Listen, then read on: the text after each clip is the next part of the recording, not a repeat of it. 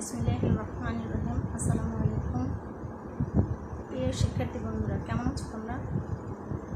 আশা করি যে যেখানে আছো সুস্থ আছো, ভালো আছো এবং নিরাপদে আছো।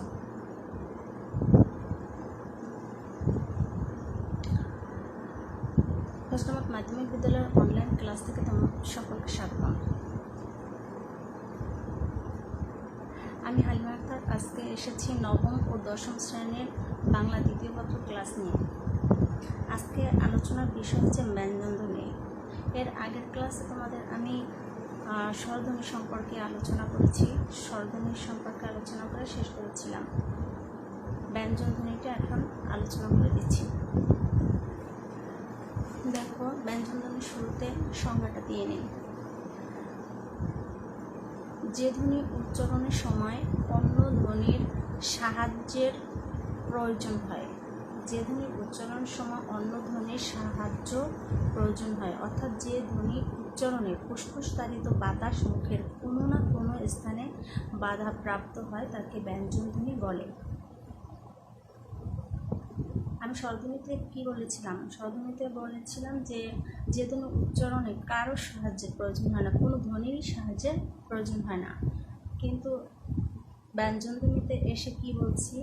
যে ধ্বনি উচ্চারণে সাহায্যের প্রয়োজন অবশ্যই হয় এবং অন্যের সাহায্য ছাড়া সে নিজে নিজে উচ্চারিত হতে পারে না।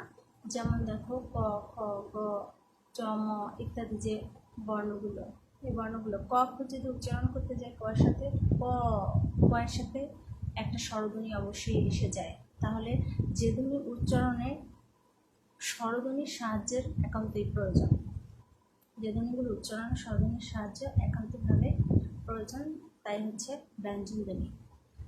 এই ব্যঞ্জনধ্বনিকে দেখো 5টি বর্গতে 25টি বর্ণ রয়েছে, 5টি বর্গতে ভাগ করেছে এবং এই 5টি বর্গতে মোট 25টা বর্ণ রয়েছে। 5টি বর্গভিতর 25টা বর্ণ রয়েছে। এখন এই বর্গ 5টা কী কী দেখো। ক বর্গ, এই ক বর্গতে বর্ণগুলো কী কী? ক থেকে ও পর্যন্ত 5টি বর্ণ, ক থেকে ও পর্যন্ত 5টি বর্ণ হচ্ছে ক বর্গ। এখন দেখো এগুলোর উচ্চারণ স্থানগুলো কোথায় কোথায় হয়, কিভাবে হয় উচ্চারণগুলো। জিহ্বার গোড়ার দিকে নরম তালু, জিহ্বার গোড়ার দিকে নরম তালুর পশ্চাৎ ভাগ স্পর্শ করে কিন্তু এই ক থেকে ও পর্যন্ত বর্ণগুলো উচ্চারিত হয়। ক দেখো খেয়াল করে, তো আমি তোমাদের ক্লাসে এই বর্ণগুলো উচ্চারণ করে করে দেখিয়ে দিয়েছিলাম তোমাদের। তারপর দেখো তুমি ক থেকে ও পর্যন্ত প্রত্যেকটা বর্ণই তোমার জিহ্বার গোড়ার দিকটা এবং নরম তালুর পশ্চাৎ পিছনের ভাগটা স্পর্শ করে, যার ফলে এর নাম কি হয়েছে? জিহ্বমূলীয়। যেহেতু জিহ্বার গোড়া স্পর্শ করে তাই জিহ্বমূলীয় বা কণ্ঠ স্পর্শ ধ্বনি, এর নাম হচ্ছে জিহ্বমূলীয় বা কণ্ঠ স্পর্শ ধ্বনি। এর পরের বর্গ হচ্ছে চ বর্গ। চ থেকে ইউ পর্যন্ত 5টি বর্ণ, এই 5টি বর্ণ নিয়ে হচ্ছে চ বর্গ। দেখো এর উচ্চারণের স্থান কোথায়? এ ধরনের উচ্চারণ জিহ্বার অগ্রভাগ চ্যাপ্টাভাবে, জিহ্বার অগ্রভাগটা সামনের দিকটা চ্যাপ্টাভাবে তালুর সম্মুখ ভাগের সঙ্গে ঘর্ষণ করে উচ্চারিত হয়। কি করে? জিহ্বার অগ্রভাগটা সামনের দিকটা চ্যাপ্টাভাবে তালুর সম্মুখ ভাগের সঙ্গে ঘর্ষণ করে এই ধ্বনিগুলো উচ্চারিত হয়, যার ফলে যেহেতু তালু স্পর্শ করে উচ্চারিত হয়, যার ফলে এর নাম হচ্ছে তালব্য স্পর্শ ধ্বনি। তালু স্পর্শ করে এজন্য তালব্য স্পর্শ ধ্বনি। এরপর এটা দেখো, এরপর হচ্ছে ট বর্গ। ট বর্গতে কি কি আছে? ট থেকে মূর্ধন্য পর্যন্ত হচ্ছে ট বর্গ। তাহলে ট বর্গের ভিতরে যে বর্ণগুলো আছে সেটা কিভাবে উচ্চারিত হয়, এর উচ্চারণের স্থানগুলো কোথায়?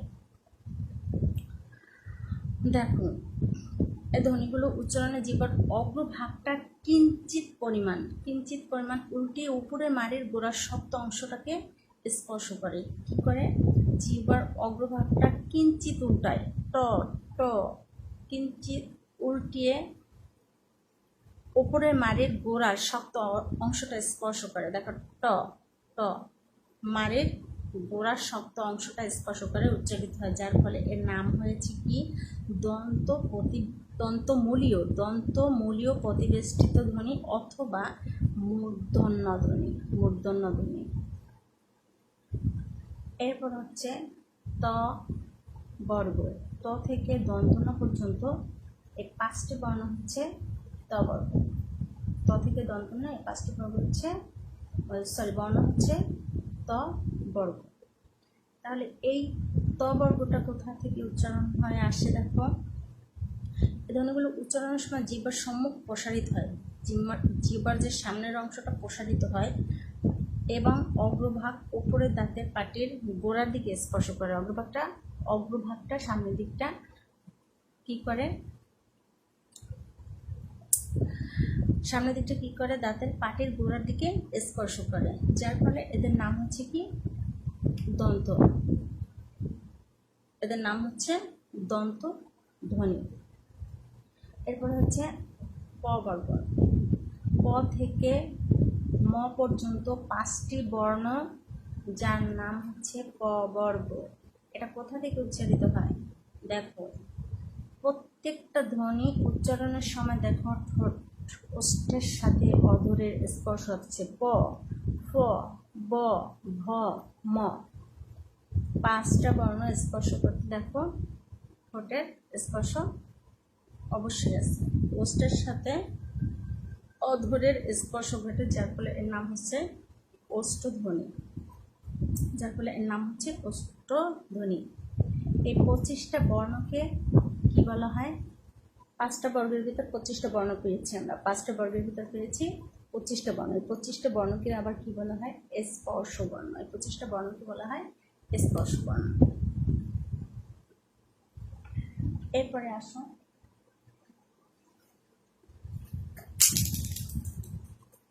এরপরে তোমাদের একটু লিখে দেখিয়ে দিই। দেখো, লিখে দেখাতে হবে।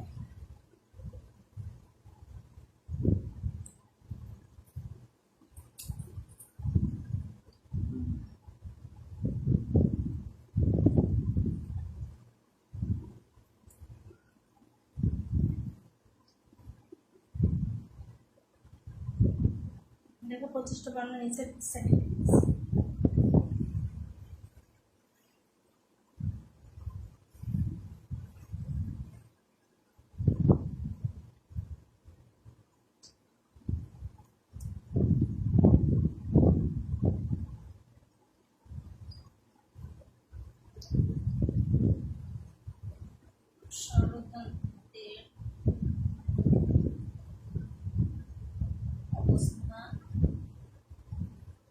স্বরতন্ত্রের অবস্থান অনুসারে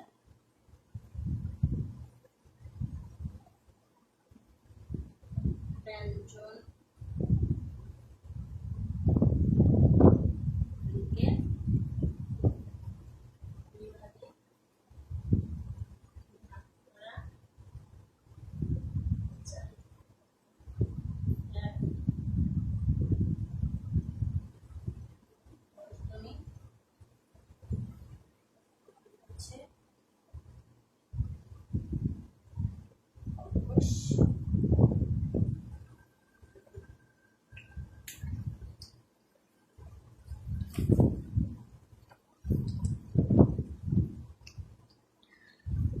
দেখো স্বরতন্ত্রের অবস্থান অনুসারে ব্যঞ্জনধ্বনিকে কয় ভাগে ভাগ করেছে? স্বরতন্ত্রের অবস্থান অনুসারে ব্যঞ্জনধ্বনিকে দুই ভাগে ভাগ করা যায়। বিভিন্নভাবে ব্যঞ্জনধ্বনিকে বিভক্ত করা হয়েছে। তার ভিতরে একটা হচ্ছে স্বরতন্ত্রের অবস্থান অনুসারে। তাহলে সকল স্বরতন্ত্রের অবস্থান অনুসারে কয় ভাগে ভাগ করা যায়? দুই ভাগে ভাগ করা যায়। একটা হচ্ছে ঘোষধ্বনি আর একটা হচ্ছে অঘোষধ্বনি। তাহলে ঘোষধ্বনি কাকে বলে?